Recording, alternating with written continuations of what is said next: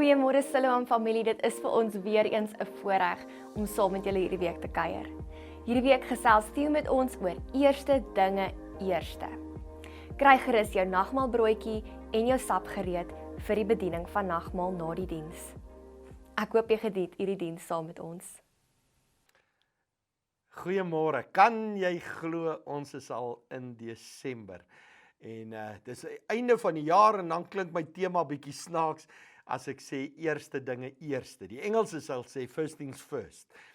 Ons maak vandag klaar sommer net 'n kort reeksie wat ek so bietjie oor 'n sensitiewe ding praat, net omdat dit mense partykeer opset en dan het ek die vorige 2 kere wat ek daaroor gepraat het gesê ontspan, ek is nie en die kerk is nie agter jou geld aan nie. Ek sou net my plig versuim as ek nie af en toe oor hierdie beginsels praat nie. So ons het 3 weke terug gepraat oor hartsake, dat die Here is nie regtig agter jou geld aan nie, maar as jou geld vir jou so belangrik is, dan is hy daar agter, want hy soek jou hart. Toe het ons 2 weke terug het ons so 'n bietjie oor die toets gepraat en gesê, 10de is 'n toets en ons weet partykeer nie dis 'n toets nie en dan is ons soos 'n skoolkind wat nie geweet het van 'n toets nie. Nou weet jy, God toets jou. Vanoggend so 'n bietjie oor die eerste goede, die beginsel van eerste. Hierdie is miskien die belangrikste van die 3 boodskappe, maar kom ons lees so 'n bietjie fondasie, Exodus 13 enkele verse, vers 1 en 2. Die Here het toe vir Moses gesê, elke oudste seun in Israel moet aan my opgedra word. Die ou Afrikaans het gesê, heilig dit vir my. Die een wat eerste gebore word, behoort aan my. Dit is die Here se eiendom, dit behoort aan hom. Of dit nou 'n mens of 'n dier is. Al die oudste seuns en manlike diere wat eerste gebore is, moet aan die Here opgedra word. Ander Bybel sê dit moet geheilig word. Jy moet die eerste donkie wat gebore word, omruil met 'n skaap wat in sy plek vir die Here gegee word. As jy nie so wil maak nie, moet die donkie se nek gebreek word. Jy is egter verplig om jou seun wat eerste gebore is, los te koop. Die Engels gebruik die woord to redeem daarso. Die eerstes moes geoffer word of die eerstes moes losgekoop word. Nou die beginsel van eerste, as God eerste in jou lewe is, sal alles in jou lewe in orde wees. Dit sê nie dinge gaan nooit skeefloop nie. Dit sê nie daar gaan nooit teëspoed wees nie, maar daar sal orde binne in chaos wees. Ek gaan eerder deur swaar kry met God eerste in my lewe, as om alleen daar te moet deurgaan, nee. Nou, kom ons maak 'n paar hoofpunte vandag. Die eersgeborene moes geoffer of losgekoop, uitgekoop word. Nou, donkies in ons skrifgedeelte was onrein diere en daarom moes hulle losgekoop word. Lammers was rein diere, hulle moes geoffer word. Nou hier's die ding, ons is almal onrein gebore, want ons is in sonde gebore. Die bewys daarvoor is, slegte goed kom van self. Dink vir 'n oomblik aan jou kinders. Jy hoef hulle nie te leer jok en te leer kattekwaad aanvang nie. Hulle doen dit op hulle eie. Ons moet die goeie goed vir hulle leer, om te sê dankie, sê asseblief, moenie dit doen nie, hê maniere, bly stil as 'n groot mens praat. Die slegte goed kom van self. Nou Jesus was rein gebore, sonder sonde. En hy word geoffer aan die kruis om ons los te koop. Miskien het jy nog nooit so daaraan gedink nie, maar in 'n sekere sin was Jesus God se 10de. Hy gee sy eerste. Let wel, 10de moet eerste wees. Moenie kyk wat oorbly na alles wat betaal is nie. Hulle moes die eerste se lam moes hulle gee. Dis geloof, want hulle het nie geweet of daai ooit weer gaan lam nie. Hulle het nie eers gewag totdat hierdie 10 lammers gehad het en dan gee hulle die 10de een nie. Nee, die eerste een is gegee. Dis belangrik dat jy dit nie mis nie. Dis nie die 10de wat die seun release nie. Dis die geloof om te gee voordat ek weet wat my begroting gaan maak of my begroting gaan klop. Dit release die seun. Die feit dat ek genoeg vertroue in God sit om my 10de eerste te gee. Dis my eerstelinge. God gee Jesus toe ons sondaars is, voordat jy tot bekering gekom het. Toe Israel Jerigo inneem, moet al die goud en silwer tempel toe kom, na die huis van die Here toe kom. Want dit was die eerste stad.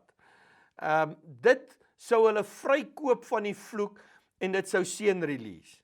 Moenie eers jou skuld betaal nie. Moenie eers jou geld vir Absa en FNB gee nie en eers vir die munisipaliteit of wat nie. Hulle kan jou nie seën nie. Sit God eerste. Dan sal daar orde in jou lewe wees. Hier is die tweede ding wat ek wil sê. Eerste vrug moet geoffer word. Spreuke 3:9 en 10. Vereer die Here met alles wat jy besit. Gee vir hom die beste van jou oes. Hy sal jou opgaarplekke volmaak. Jou parskype sal oorloop van al die wyn. Die ou vertaling sê, vereer die Here uit jou goed en uit jou eerstelinge van al jou inkomste. Nie die deel van die wet nie. Ek het dit laasweek gesê, hierdie is nie 'n Ou Testament wet nie. Hierdie opdrag wat hier kom, is jare nadat die wet gegee is, wat Salomo dit sê. En ons het gesien dat Abraham lang voor die wet gegee het. Dis 'n beginsel. Eksodus 23 sê, julle moet die beste deel van die graan, wat julle op die eerste dag oes, na die Here julle God se tempel toe bring. Die ou vertaling sê, die beste van die eerstelinge van jou grond, moet jy in die huis van die Here jou God bring. Let wel, jy moet dit bring. Is nie die kerk se werk om dit te kom kollekteer nie. Jy moet dit bring. En dan moet die kerk dit vat en besluit daaroor. Jy kan nie daai ding by jouself vat en sê ek gee my 10de vir daai en daai persoon nie. Nee, jy gee dit daar waar jy geestelik versorg word. Kom weg van die term ek gee my 10de of ek betaal my 10de. Jy kan nie dit bring wat nie aan jou behoort nie. Jy kan dit bring, maar jy kan nie gee wat nie joune is nie.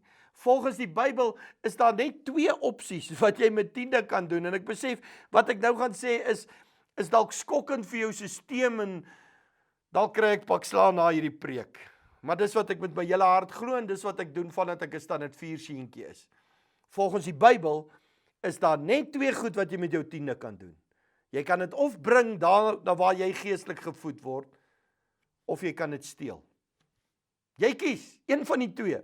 Jy bring jou 10de of jy steel dit. That's it. Jy kan nie jou 10de vir een of ander organisasie gee nie, daar waar jy geestelik gevoed word. Dis wat die Bybel sê. Nou as ek terugkom na die storie van die eerste stad, Achan en die hele volk word gestraf oordat hy goed vir homself hou wat aan God behoort. Hulle verloor die volgende stad, totdat hulle gee wat hulle aan God moes gee. Dis belangrik. Die deel van God se goed wat jy vir jou eie rekening hou, maak dat die res van dit wat daar is onder 'n vloek kom. Dit vra geloof om jou eerstes te gee en te glo dat ek met my oorblywende 90% beter sal vaar as met die hele 100%.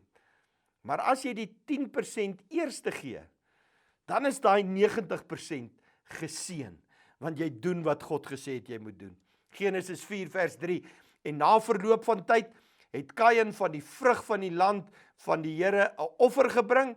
Let wel, hy het nie die eerste gegee nie en God verwerp sy offer.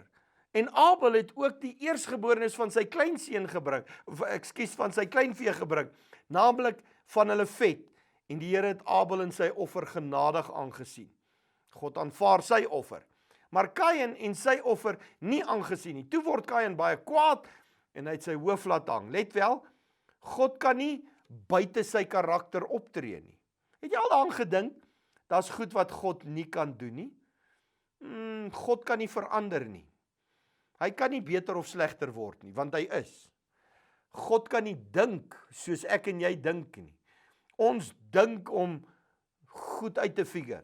God weet reeds alles. God kan nooit op 'n plek kom wat hy sê, weet jy waaraan dink ek nou net nie? Nee, hy kry nie nuwe idees nie, hy weet van die begin af alles. Jesaja sê, God sê, my gedagtes is nie jou gedagtes nie. Hier's 'n ander ding, God kan nie tweede wees nie. Al is hy nie in jou lewe eerste nie. Hy is nog steeds eerste. Hy kan nie tweede wees nie. En hy kan nie buite sy karakter optree nie. Hy kan nie Kain se offer aanvaar nie, want Kain gee nie vir hom die eerstes nie. Kain gee vir hom die leftovers. Wys my jou bankstaat. Wys my jou kredietkaartstaat. Wys my die strokies waar jy jou geld gespandeer het. Wys my jou uitgawes. En ek gaan weet wie's regtig eerste in jou lewe. Is dit die bank? Is dit Edgars? Is dit jou yskas? Is dit Wesbank? Of kan jy eerlik sê die Here is eerste in jou lewe? Hier is die derde punt. Die 10de moet altyd eerste wees. Levitikus 27 vers 30, 'n 10de van die opbrengs van die land, of het graan of vrugte is, behoort aan die Here, en moet vir hom as heilig afgesonder word. Hierdie geheilig beteken weer, ons het dit laasweek gesê, it's holy, it's set apart. Kan ek 'n voorbeeld gebruik vandag, om 10de beter te verduidelik? In my hand het ek 10 R100 note. Kom ons veronderstel, dit was my week se salaris, of ek het iets verkoop en ek het R1000 se wins gemaak. Watter een van hierdie 10 note sou jy sê is my 10de? Party sou reken, dit kan maar eintlik enige een wees. Maar hier's 'n eenvoudige antwoord daarvoor. Dis die eerste een wat my hand verlaat. Dis my 10de. Die eerste een wat ek iewers spandeer, dis my 10de. En wat die Bybel sê, wanneer ek my salaris kry, die eerste spandeer wat ek moet spandeer, moet na die Here toe gaan. Nie eers al die ander goed betaal, en dit wat oorbly, dan kyk ek of is daar iets vir die Here nie. God aanvaar nie leftovers nie. Hy soek die eerstes. In Maleagi, wat ons 2 weke terug gelees het, sê God, julle bring die lam en siek diere vir my. Dis onaanvaarbaar. In my eie lewe werk dit so, op die 25ste van die maand, betaal die kerk my en Tersa se salarisse in ons rekening in. Daai selfde dag, dan EFT Tersa ons 10de terug aan Siloam. Nou as ek die oggend petrol ingooi en sy was nou nog bietjie besig en sy het iets anders gedoen, dink ek nie 'n weerligstraal gaan ons tref nie, want God ken ons harte.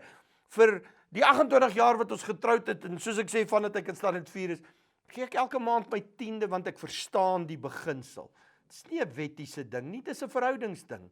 God ken mos my hart. Hy weet dat hy waarlik eerste in my lewe is. Kan jy dit sê? Kan jy sê dat hy waarlik eerste is? Dit gaan wys in jou spandeergewoontes. Eksodus 13:14. Wanneer julle seuns vorentoe kom en vir julle vra, hoekom maak ons so? Moet julle vir hulle vertel, die Here het ons met sy groot krag van slawewerk in Egipte bevry. Die Farao het bly weier om ons te laat gaan. Die Here het toe deur die hele Egipte die seuns van die diere wat eerstegebore is laat doodgaan. Dit is hoekom ons almal wat eerstegebore is vir die Here offer, behalwe die seuns wat ons eerder kan loskoop. Dis hoekom ek 10de gee. Dink vir 'n oomblik in hulle konteks. 'n Joodse boer met sy seun wat uit tradisie uit saam met hom begin boer. En op 'n dag vir hom vra oor die eerstes. Hoekom gee jy elke keer die beste en die eerste? Hoekom vat ons 'n tempel toe? En dan laat die pa hom sit dalk daar tussen die landerye of tussen die olyfbome of tussen die vee. Dan sê hy vir hom, ons was nie altyd boere nie, my seun. Ons was slawe. Ons is met swepe geslaan. Piramides te bou, wat ook al. Maar God het ons vrygemaak. En daarom gee ek met blydskap al die eerstelinge van die vee en al die eerstes van die oes, want God het vir my geleentheid gegee. Ek het dit al my jare geweet, want hy het my die beginsel geleer. Ek praat van my pa. Maar dit was vir my treffend toe hy oorlede is en ek as eksekuteur deur sy goed moet begin gaan en ek sien sy chequeboek en ek sien die datums waarop sy salaris inbetaal is en daai dag waarop sy salaris inbetaal het, is dit altyd die eerste inskrywing in sy chequeboek gewees. Ek self, helverdiende sondaar, vrygekoop deur die bloed van die lam, daarom sal ek gee. Besluit vandag om God eerste te plaas in jou lewe. Ek praat met jou oor die gedagte, first things first. Kan jy eerlik sê dat God eerste in jou lewe is? Wys dit in jou spandeergewoontes. Daai salaris wat jy elke maand kry, sien jou nie. Hy sorg vir jou. Hy sorg vir jou. Hy gee daai hele salaris en sê, gee net die eerstes, gee net die beste, die room wat bo-op dryf, gee dit vir my, die eerste 10%. En kyk of ek nie die ander 90% so gaan seën dat jy beter met dit uitkom, as wat jy met daai 10% by sou uitkom nie. Ek daag jou om dit te doen. En ek glo ek gaan jou getuienis hoor van hoe dat die Here jou finansiëel seën en uit die moeilikheid uithaal as jy verantwoordelik omgaan met dit wat God aan jou toevertrou. Kom ons bid. Vader, dankie vir die woord wat ons vandag uitdaag om te doen, net wat die Bybel sê ons moet doen, net wat die Here ons uitdaag om te doen. Help vir ons om in elke ware sin van die woord die Here God altyd eerste te plaas. Seën elkeen wat na my kyk en luister, bid ek in Jesus naam. Amen. Ek hoop dat jy hierdie diens saam met ons geniet het. Ek wil vra en jou aanmoedig om na afloop van hierdie diens saam met jou gesin of jou familie rustig by die Here te sit en die nagmaal te gebruik. Ek gaan nou vir ons bid en dan afsluit. Here, baie dankie vir die voorreg wat ons het om as 'n familie nie net in 'n gebou mekaar te kom, Here, maar reg oor hierdie land, Here. Dankie, Vader, dat ons by U voete kan kom sit, Here, en die nagmaal te kan gebruik, Vader, om ons te herinner, Here, om een te wees met U, Vader, dat U vir ons gesterf het, U bloed vir ons vergifnis gevloei het, Vader, dat U liggaam vir ons gebreek het, Here, sodat ons mag genesing hê in U wonde. Dankie vir die vryheid wat daar is, Here, in hierdie nuwe verbond wat ons met U het, Here. Dankie dat 'n goeie God is, dat U 'n goeie Vader is wat na ons kyk en ons liefhet. Here, ek bid seën elke persoon wat nou saam met ons hierdie nagmaal gebruik, Here, en dankie dat U goed is, dankie dat U liefde is. Ek bid dit in Jesus naam alleen. Amen. Onthou asseblief dat jy ook kan gee en saai in die werk wat Siloam in die koninkryk doen. Jy kan doen sodoende deur 'n EFT-betaling, Zapper of dan SnapScan. Jy moet 'n baie mooi week hê. Ons sien jou weer volgende week, selfde tyd, selfde plek.